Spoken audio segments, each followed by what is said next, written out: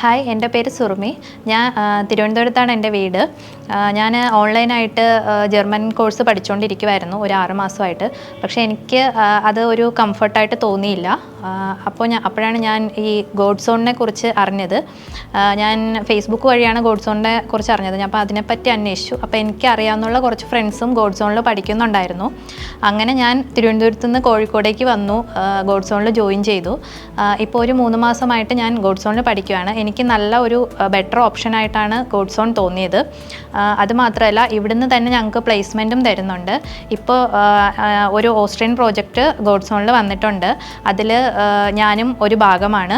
എന്നോടൊപ്പം 25 പേര്, മൊത്തം 25 പേര് ഞങ്ങൾ ഓസ്ട്രിയയ്ക്ക് പോകുന്നുണ്ട്.